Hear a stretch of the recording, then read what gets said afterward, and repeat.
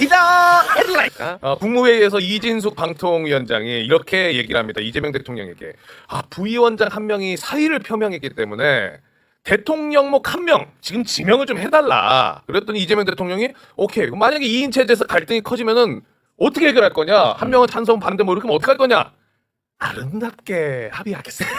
그러니까 거기 있었던 국무위원들이 동시에 빵 터졌답니다. 그 대통령 추천모 한 명 빨리 지명해달라고 했잖아. 네. 이진숙이. 그러니까 이재명 대통령이 대통령 추천목 순 2명으로 알고 있는데요. 그러니까 이진숙이 한 명은 저예요. 그래서 여기서도 또 국무위원들이 빵 터졌다는 거예요.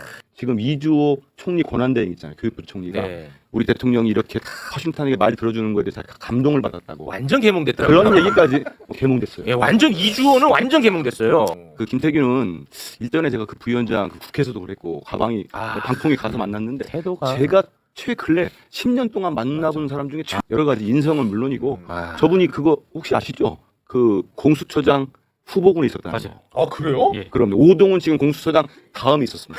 그래서 하나 오동훈 공수처장이 그때 청문회에서도 그렇고 임명이 안 됐다면은 김태규 부위원장이 공수처장이 될 가능성이 있었어요. 아찔하죠. 그렇다면 이번 내란 사태 때 어디를 저 사람이 조사했겠습니까? 이재명 대통령님 첫 국무회의 이분들하고 윤석열 정권 때 장관들하고 하는데 나와서 그랬다는 거 아닙니까? 국무회에서 발언하는 게 처음이라고. 그러니까 윤석열 대통령 말을 안 들어주니까요. 그리고 말 한마디 잘못하면 바로 욕이 나오니까. 육두문자 많이 썼다는 거 아닙니까? 네. R&D 사태 때도 그랬고 사퇴하면 안 된다고. 그런 모습들 처음 본 거고 실제로 송미령 장관 최근에 또 그 경제부처에 차관으로 발탁된 분이 있어요. 네. 보니까 그분이 대통령 G7 순방 갈 때 에너지 믹스 이런 거에 대해서 제대로 보고를 했답니다. 그러니까 우리 대통령이 유심히 보고 바로 발탁을 한 거죠. 그러니까 정말 능력, 국민에 대한 충직함, 실용주의, 통합 모든 걸 다 갖추셨어요. 그죠? 그러니까 지금 지지율이 지금 하늘을 뚫을 것처럼 올라가고 있는 거 아니겠습니까? 그 2022년 당시에 경호처 차장이었던 김종철 씨가 얘기를 합니다. 그래, 골프장 있었다. 그 골프장 김용현 당시 경호처장, 김용현이 그때 경호처장이었거든. 네. 김용현 경호처장이 일일이 다 챙겼다는 거야. 그 맞을 때? 김용현이가 심지어 어디까지 챙겼냐? 이거 위성 사진으로 찍으면은 이게 들킬까봐 은폐하는 것까지 신경을 썼다는 거야. 그것을요 당시 공사 관계자가 이번에 폭로합니다. 김병현 차장이 직접 오셔서 이제 저희한테 이쪽으로 옮겨라 저쪽으로 옮겨라 시제를 심었거든요. 그래가지고 그 밑으로 안 보이게 은폐해야 된다. 다 위증죄를 처벌도 받을 겁니다. 김성훈 경호처 차장도 없다고 했죠. 검사들이 피의자하고 기싸움을 하거든요. 조금도 지지 않으려는 서로 팽팽한 기싸움 중에 윤석열이 그냥 꼬이는 거예요. 그러니까 특검이 굉장히 강력하게 지금 나가고 있으니까 더 이상 물러설 수가 없고 지금 하나 남은 건 체포영장밖에 남아있지 않거든요. 그렇습니다. 그러니까 체포영장을 할 것 같으니까 꼬리를 내리는데 그냥 완전히 다 내리기는 좀 그러니까 1, 20분 늦을 수도 있다 이렇게 해가지고 한번 해보는 거죠. 그래요? 윤석열 스타일이에요. 체포영장만을 막겠다는 그런 궁색한 성질이에요? 성질이에요. 검사들 대부분 그래요. 어쨌든 말싸움에서 이겨야 된다. 기싸움에 그리고 그것이 조사로도 이어져요. 조사를 받으러 가서도 기싸움에서 밀리면은 뭔가 술수숙 뭔가 다 얘기해야 될 것 같고 이렇게 되거든요. 그래서 버티는 거예요. 앞으로 형법에 체벌도 있었습니다.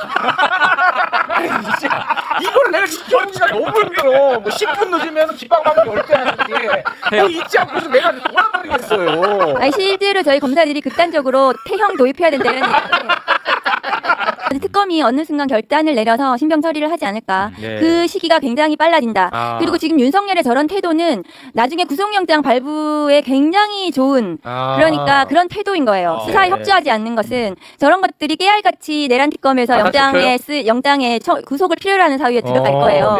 특검은 외환 관련 수사 아주 열심히 하고 있습니다. 국방부에 무인기를 납품한 연구소가 있어요. 그 연구소에 연구원을 불러서 조사를 했더라고. 현역 당교 녹취록을 내란 특검이 확보를 했거든요. 네. 이 김용대 드론 작전 사령관이 있습니다. 네네네. 이 작전 사령관으로부터 평양에 무인기를 날린 게 V의 지시다. VIP. VIP의 지시라고 들었다.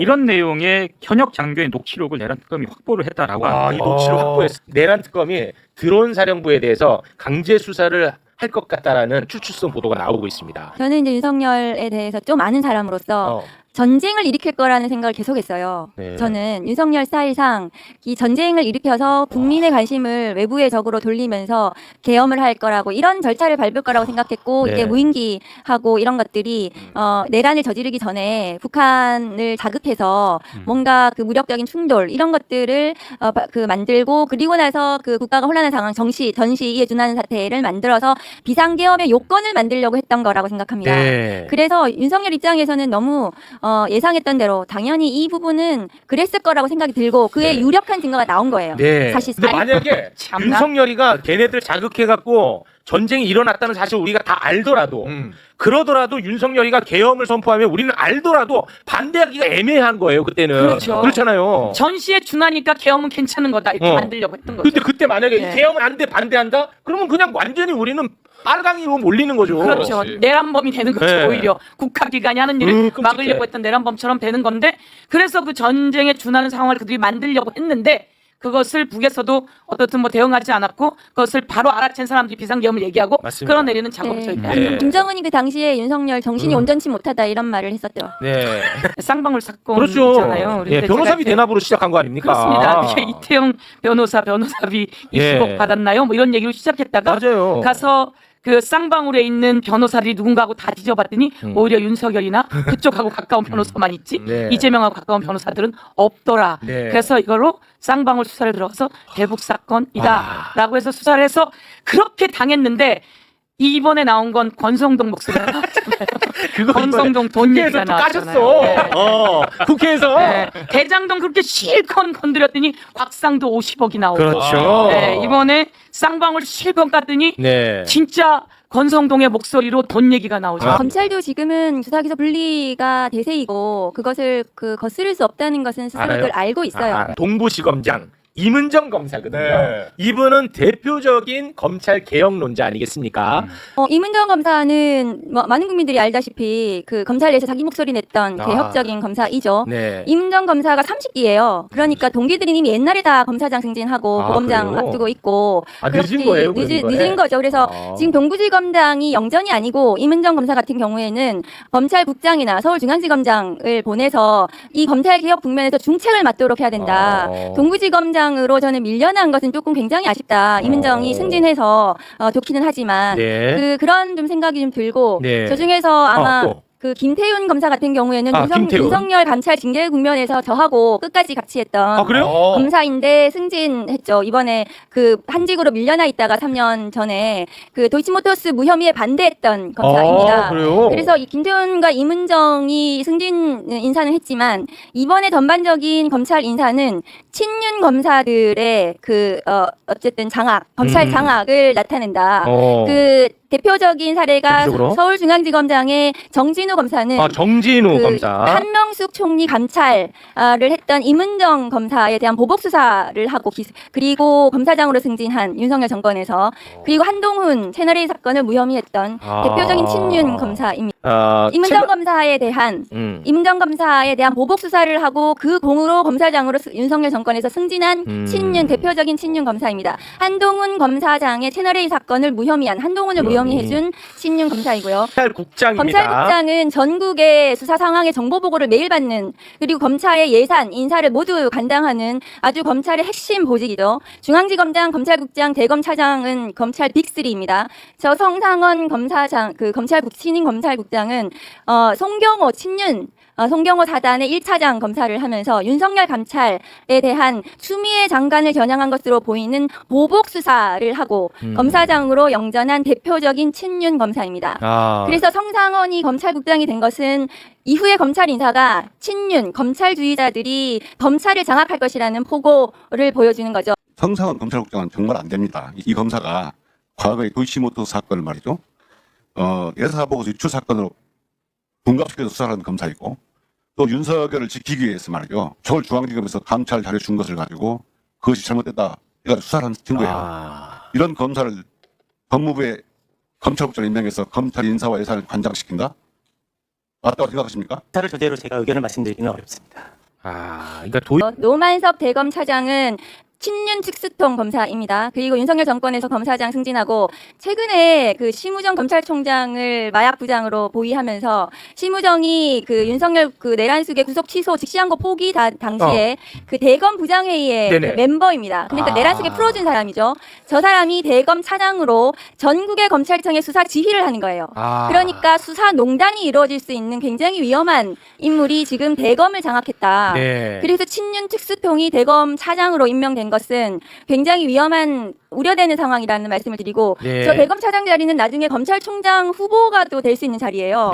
그러면 윤석열 검찰총장이 됐을 때처럼 윤석열 시즌 2가 될 수 있는 굉장히 위험한 상황이 될 수 있다. 제가 이재명 정부의 성공을 누구보다 바랍니다. 아유 그런 얘기는 안 해도 저는 돼요. 이재명 정부가 그 실패하면 절대로 안 된다고 생각을 그렇습니다. 합니다. 그래서 제가 그 호루라기를 부는 심정으로 말씀을 드리는 거죠. 그렇습니다. 그런데 검찰 개혁은 개혁 입법을 통해서 이제 추진을 할 텐데 이 검찰주의자들은 지난번 한동훈 그 장관의 시행령 수사를 보셨잖아요. 공소청 수사청으로 만든다 하더라도 디테일하게 계속해서 농간을 부릴 수 있는 그러니까 검찰의 주요 이 의사결정을 하는 자리에 저 검찰주의자 친윤들이 장악을 하고 있는 것은 저는 좀 우려스럽다.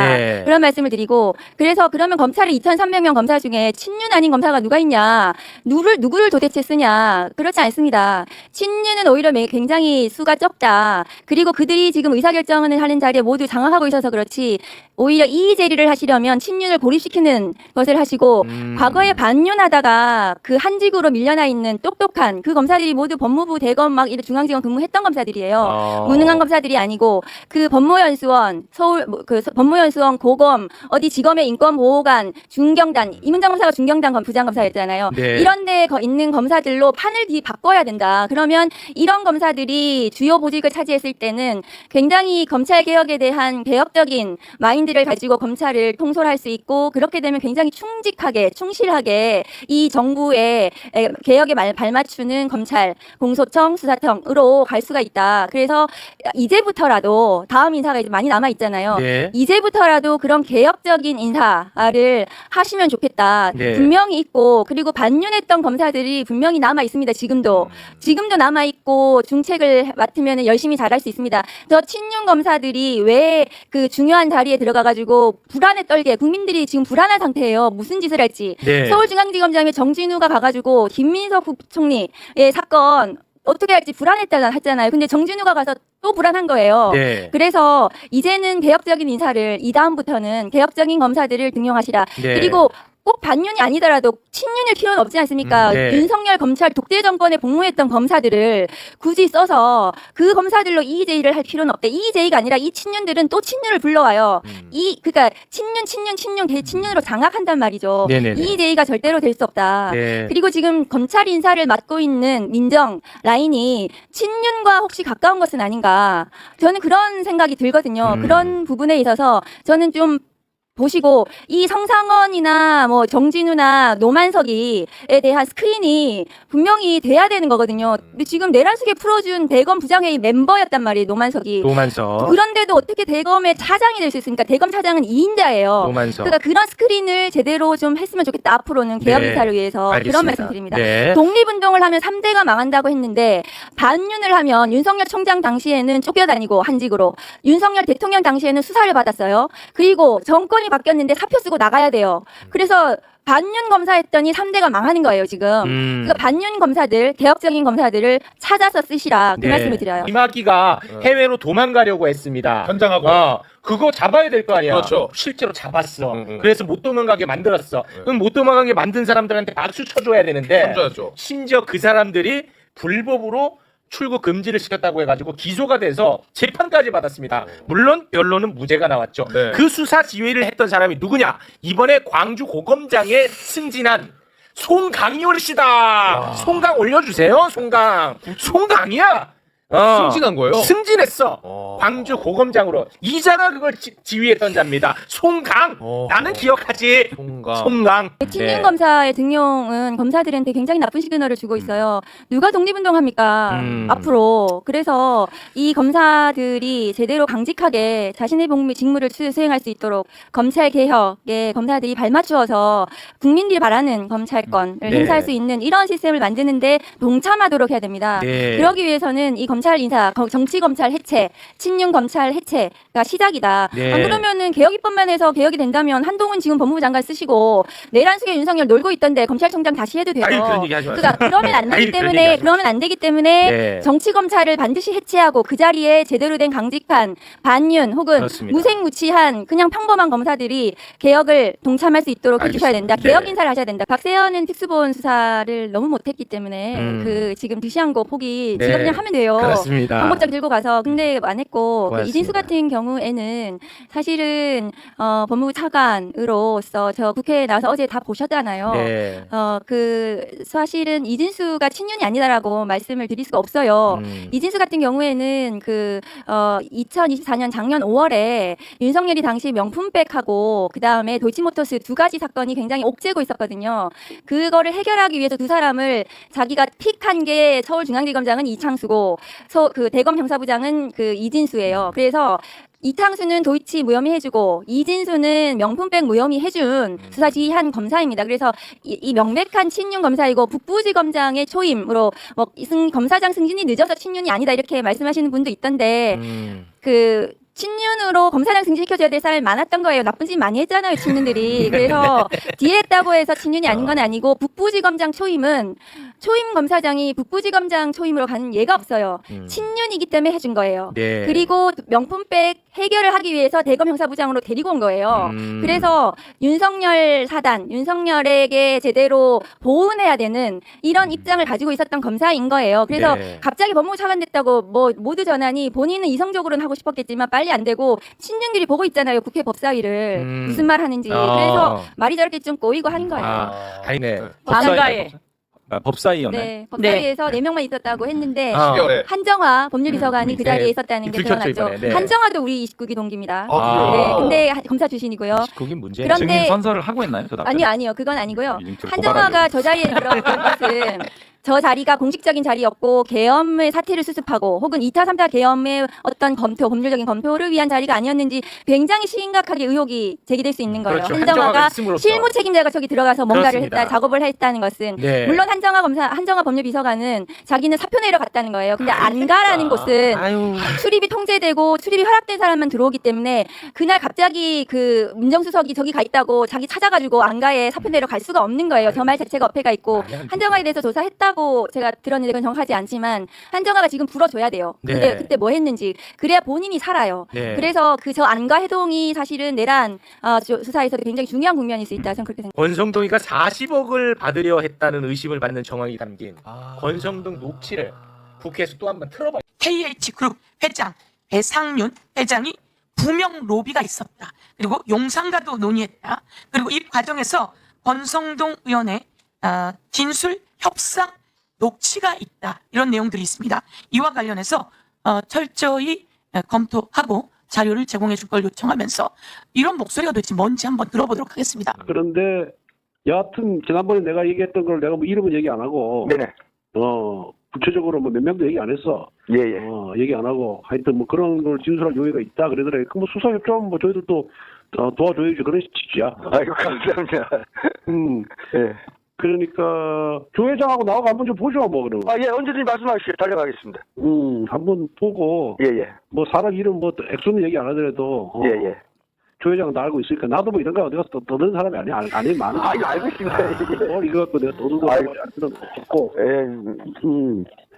그러니까 하여튼 그 시간 한번 줄게요. 예. 예예 언제든지 말씀하시면 달려가겠습니다. 예. 빨리 마무리 짓자고. 예 알겠습니다. 예 수고했어. 예 감사합니다. 예. 그 배상윤 네. 그 증언이 사실이라면 이화영 네. 부지사에 대한 그 대법원 확정 판결 자체가 흔들리는 거예요. 그렇습니다. 대북 송금 자체가 흔들리고 그것이 재심 사유가 될 수 있기 때문에 맞습니다. 그리고 이재명 당시 그 대표에 대한 지금 대통령에 대한 기소 대북 송금 기소 자체가 그렇죠. 정치 검찰에 의한 위법 기소라는 것이 명확해지는 겁니다. 네. 그래서 저것은 반드시 실체를 규명해서 네. 그 저수사에 관여한 모든 검사들을 그렇지. 탄핵시키거나 파면시켜야 되는 그러합니다. 그런 중대한 지금 사실 아 진짜. 중요한 건 이걸 누가 기획했느냐. 그렇지. 맞습니다. 기획한 자가 있을 것이고 그 변호사비 대납으로 기획하도 안 되니까 또 쌍방울로 기획하고 네. 대북 송금으로 기획하고 그 과정 속에서 박상용이 도대체 그 김성태와 이 관계자들 몇 번 불렀냐면요.